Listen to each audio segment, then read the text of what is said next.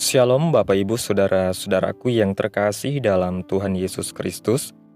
Selamat pagi, salam sejahtera bagi kita semua, dimanapun saudara-saudara berada. Selamat datang kembali di Renungan Kristen pada pagi hari ini. Kiranya saudara semua dalam keadaan sehat selalu, dan semoga damai dan sukacita oleh Roh Kudus melimpah dalam hati dan kehidupan saudara semua. Sebelum kita mendengarkan renungan firman Tuhan pada pagi hari ini, mari terlebih dahulu kita berdoa. Segala pujian, syukur, dan hormat, serta kemuliaan bagi Allah kami yang kudus dan kekal, Bapa di dalam kerajaan sorga, Bapa yang kami panggil di dalam nama Tuhan Yesus Kristus. Kami mengucap syukur Tuhan, oleh karena anugerah-Mu di sepanjang kehidupan kami, hingga pada hari ini, kami boleh ada sebagaimana kami ada, semua karena berkat dan anugerah Tuhan dalam kehidupan kami. Pada pagi hari ini ya Tuhan, kami akan mendengarkan firman-Mu. Berfirmanlah ya Tuhan, jamalah hati kami, berikan kami pengertian untuk dapat memahami firman-Mu, dan ajar kami untuk dapat melakukan firman-Mu di sepanjang kehidupan kami. Berfirmanlah ya Tuhan, kami sudah siap mendengarkan firman-Mu. Di dalam nama Tuhan Yesus Kristus kami berdoa. Amin. Bapak Ibu Saudaraku yang terkasih, ayat renungan kita pada pagi hari ini terdapat dalam Injil Markus pasal 7, ayat 17 sampai 23 yang berkata demikian. Sesudah ia masuk ke sebuah rumah untuk menyingkir dari orang banyak, murid-muridnya bertanya kepadanya tentang arti perumpamaan itu. Maka jawabnya, "Apakah kamu juga tidak dapat memahaminya? Tidak tahukah kamu bahwa segala sesuatu dari luar yang masuk ke dalam seseorang tidak dapat menajiskannya, karena bukan masuk ke dalam hati, tetapi ke dalam perutnya, lalu dibuang di jamban. Dengan demikian, ia menyatakan semua makanan halal." Katanya lagi, "Apa yang keluar dari seseorang, itulah yang menajiskannya, sebab dari dalam, dari hati orang, timbul segala pikiran jahat, percabulan, pencurian, pembunuhan, perzinahan, keserakahan, kejahatan, kelicikan, hawa nafsu, iri hati, hujat, kesombongan, kebebalan. Semua hal-hal jahat ini timbul dari dalam dan menajiskan orang."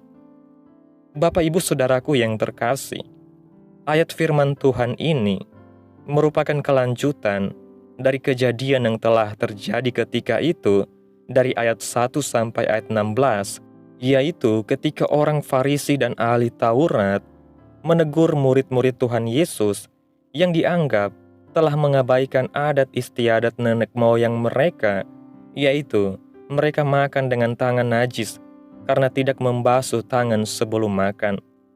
Namun Yesus justru balik menegur orang Farisi dan ahli Taurat tersebut dengan menganggap mereka sebagai orang munafik, yaitu dengan mengingatkan mereka yang tertulis di Yesaya pasal 29 ayat 13, bahwa mereka hanya memuliakan Allah dengan bibir, tetapi ajaran yang mereka turuti adalah perintah manusia.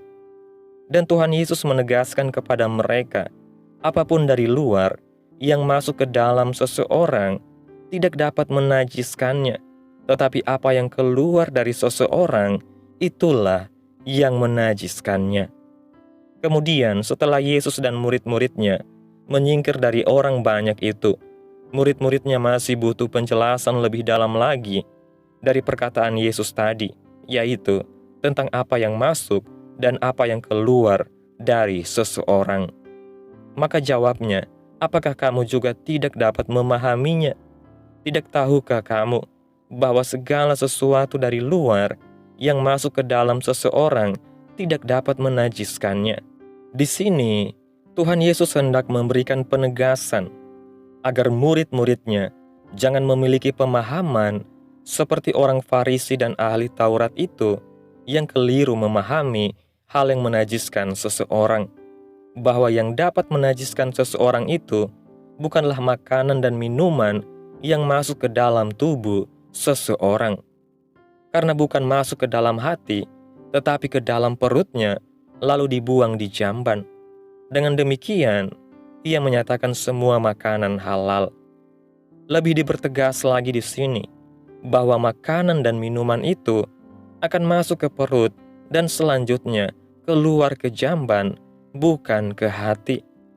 Hati diterjemahkan dalam bahasa Yunani secara harfiah adalah jantung, bahwa hati itu adalah pusat kehidupan seseorang. Dari hati muncul perasaan dan juga tindakan. Di hati itu tempat pergumulan antara yang jahat dan yang baik, dan dari hati orang dapat memuliakan dan juga sebaliknya memberontak kepada Allah. Sederhananya, bisa dikatakan bahwa makanan dan minuman itu adalah masalah perut secara jasmani dan tidak ada hubungannya dengan membuat seseorang itu menjadi najis secara rohani di hadapan Allah. Kemudian dari perkataan Tuhan Yesus ini, ada sisipan keterangan dari penulis kitab Injil Markus bahwa dari perkataan Yesus itu dapatlah dikatakan bahwa tidak ada makanan yang haram, tetapi semuanya adalah halal. Jadi, yang dapat menajiskan seseorang itu bukan makanan atau minuman yang masuk dalam tubuh, tetapi apa yang keluar dari hati atau pikiran seseorang. Dapat dikatakan bahwa yang membuat seseorang itu najis bukanlah karena makanan yang masuk ke dalam perutnya, tetapi apa yang keluar dari hatinya, yaitu semua hal-hal yang jahat yang timbul dari hati seseorang, seperti segala pikiran jahat, percabulan, pencurian, pembunuhan, perzinahan, keserakahan, kejahatan, kelicikan, hawa nafsu, iri hati, hujat, kesombongan, kebebalan. Berikut ini yang menjadi perenungan kita pada hari ini, yaitu yang pertama, iman Kristen bukanlah iman yang murahan dengan menjadikan makanan dan minuman jasmani sebagai tolak ukur kebenaran hidup dalam iman kepada Tuhan. Melalui ayat renungan kita sudah sangat jelas bahwa Yesus menentang orang-orang yang memakai makanan sebagai tolak ukur seseorang itu najis atau tidak. Yang kedua, yang membuat kita najis itu bukan apa yang masuk, tetapi apa yang keluar. Maka jangan kita cari kambing hitam atas dosa dan kejahatan yang kita perbuat. Seperti apapun tantangan dan godaan yang datang dalam diri kita, tetapi selama hati kita tetap diterangi oleh firman Tuhan, maka baik godaan maupun tantangan akan dapat kita olah dalam hati sehingga tidak melahirkan perbuatan dosa. Seperti yang diajarkan Tuhan Yesus dalam Injil Matius pasal 5 ayat 39 sampai 41 yang mengatakan, "Janganlah kamu melawan orang yang berbuat jahat kepadamu, melainkan siapapun yang menampar pipi kananmu, berilah juga kepadanya pipi kirimu. Dan kepada orang yang hendak mengadukan engkau karena mengingini bajumu, serahkanlah juga jubahmu. Dan siapapun yang memaksa engkau berjalan sejauh 1 mil, berjalanlah bersama dia sejauh 2 mil." Yang ketiga, mari kita selidiki isi hati kita, bahwa hati adalah tempat yang terdalam di dalam diri seseorang. Karena begitu dalamnya sampai-sampai kita sesukanya berbuat apa saja yang kita kehendaki, karena menganggap tidak ada orang yang mengetahuinya. Tetapi, bagaimanapun kita menyimpan segala sesuatu dalam hati, Tuhan mengetahui isi hati kita. Maka baiklah kita menyelidiki hati kita, apa yang ada di dalamnya, apa yang diolah, apa yang diproduksi hati kita. Sebab jika kita sedang memproduksi hal-hal yang jahat, maka itulah yang menajiskan diri kita. Bapak Ibu Saudaraku yang terkasih, kesimpulan renungan pada pagi hari ini. Renungan hari ini mengajarkan kepada kita bahwa yang menajiskan seseorang bukanlah makanan atau minuman yang masuk ke dalam tubuh, tetapi apa yang keluar dari hati dan pikirannya. Tuhan Yesus menegaskan bahwa dosa berasal dari dalam diri manusia, bukan dari sesuatu yang eksternal. Oleh karena itu, kita dipanggil untuk menjaga hati kita agar tetap bersih, diterangi oleh firman Tuhan, dan dipenuhi dengan kasih, kebenaran, dan kerendahan hati. Kita diingatkan untuk tidak mencari kambing hitam atas dosa dan kesalahan kita, tetapi bertanggung jawab atas apa yang keluar dari hati kita. Tuhan mengetahui isi hati kita, dan kita dipanggil untuk terus menyelidiki hati kita sendiri, agar tidak terjerumus dalam dosa yang dapat menjauhkan kita dari Tuhan. Sebagai umat yang percaya, mari kita hidup dalam ketaatan kepada Tuhan, menjaga hati tetap murni, dan menghasilkan buah-buah kebenaran dalam kehidupan kita sehari-hari. Amin. Tuhan Yesus memberkati. Demikianlah renungan firman Tuhan pada pagi hari ini. Biarlah menjadi berkat bagi kita semua dan dapat kita lakukan dalam setiap kehidupan kita. Pada hari ini, sebelum kita memulai segala aktivitas kita di hari ini, mari kita berdoa. Segala pujian, syukur, dan hormat serta kemuliaan bagi Allah kami yang kekal dan kudus, Bapa yang kami tinggikan dan kami agungkan, di dalam nama Tuhan Yesus Kristus. Kami bersyukur ya Tuhan Yesus yang baik, atas pertolongan-Mu dan penyertaan-Mu, serta atas berkat-Mu dalam hidup kami. Kami berbahagia dan bersyukur Tuhan, atas kebaikan-Mu dalam kehidupan kami. Tidak pernah berkesudahan kasih setia-Mu Tuhan, tak pernah habis-habisnya rahmat-Mu, selalu baru tiap pagi, besar kesetiaan-Mu Tuhan dalam kehidupan kami. Terima kasih Tuhan Yesus, buat kebenaran firman-Mu pada pagi hari ini, yang sudah datang dalam setiap kehidupan kami. Kami mengucap syukur atas firman-Mu, yang telah mengajarkan kami tentang pentingnya menjaga hati kami tetap bersih di hadapan-Mu. Kami sadar bahwa dosa dan kejahatan timbul dari dalam hati manusia, dan kami tidak ingin hati kami dikuasai oleh hal-hal yang menajiskan. Terima kasih Tuhan buat kebenaran firman-Mu. Tanamkan dalam hati kami masing-masing, dan mampukanlah kami Tuhan untuk dapat melakukan firman-Mu sesuai dengan kehendak-Mu.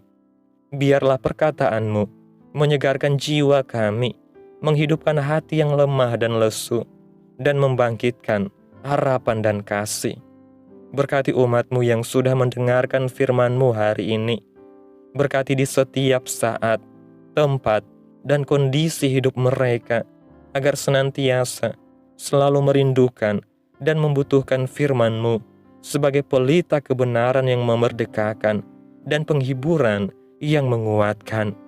Ajarilah kami bahasa firman-Mu, dan bimbinglah kami untuk selalu hidup sesuai kehendak-Mu, agar kami selalu dekat kepada-Mu. Terima kasih Tuhan Yesus, buat kesempatan hidup yang masih Engkau berikan. Kami mau pakai untuk hormat dan kemuliaan nama-Mu. Segala pergumulan dan persoalan hidup kami serahkan di dalam tangan-Mu. Engkau yang akan menyelesaikannya bagi kami. Kami hanya berharap kepada-Mu.